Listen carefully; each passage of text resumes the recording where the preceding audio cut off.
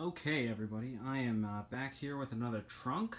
This is a Alzer 70, and based on the sort of coloring of the monogram, I would estimate this around the late 1970s, but I can't really pin it down for certain. The interior tag with the serial number is gone, so I can't even confirm with the Heritage Department sort of what the age of this trunk is.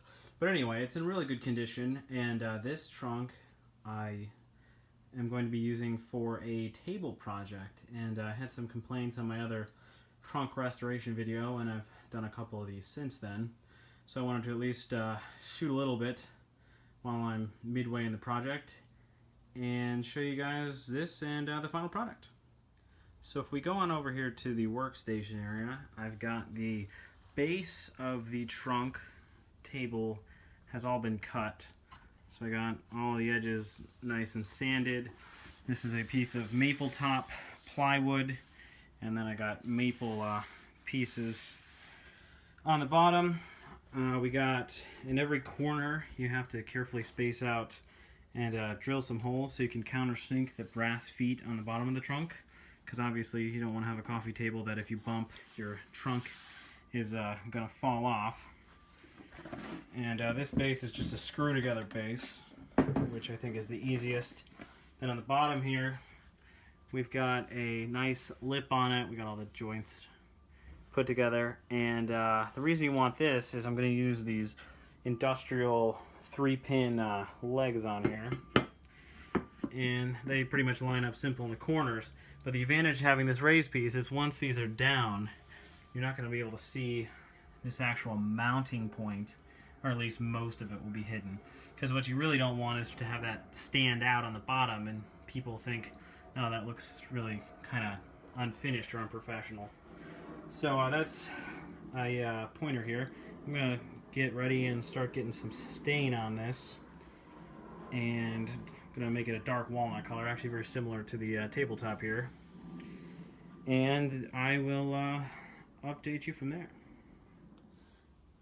Okay, so I'm starting the staining here, and one thing you really want to do when you're staining, which I think a lot of people don't, is I'm applying this here. It's actually an old sock, but you don't want to use a brush to put on the stain, because you want the stain to go into the wood, not on top of the wood. So, you know, paint is a surface application, stain is a penetrating application. So what happens when you use a rag like this, or a cotton towel or microfiber cloth, whatever you want to use, you get a lot more evenness to the application of the stain.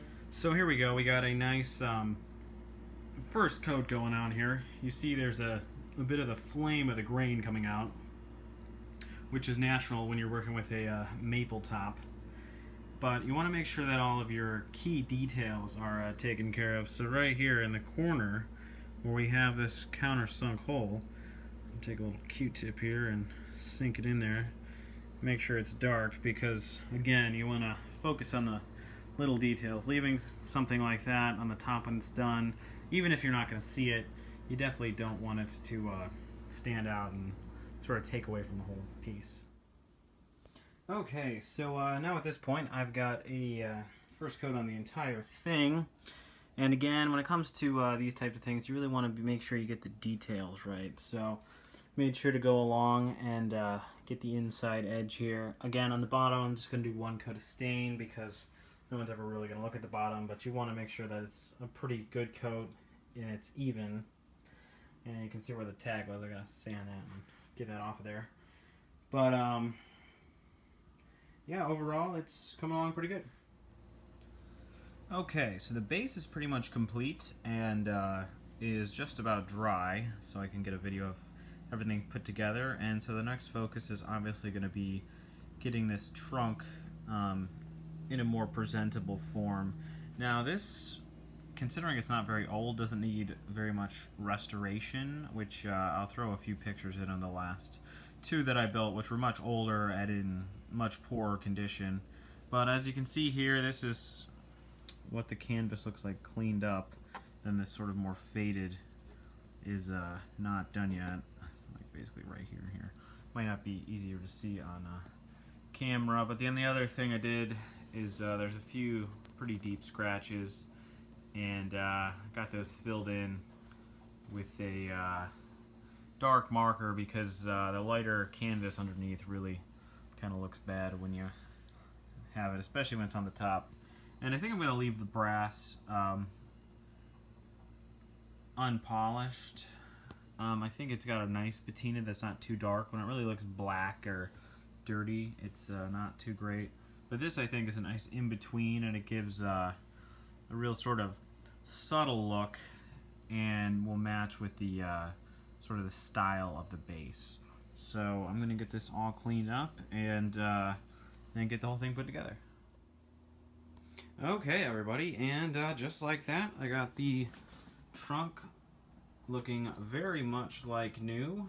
And on the base here, we got the custom cut glass top on, and it looks mighty fine. So this is another Alzer table in the book. I'm gonna see if I may post more of these in the future, if I have the time.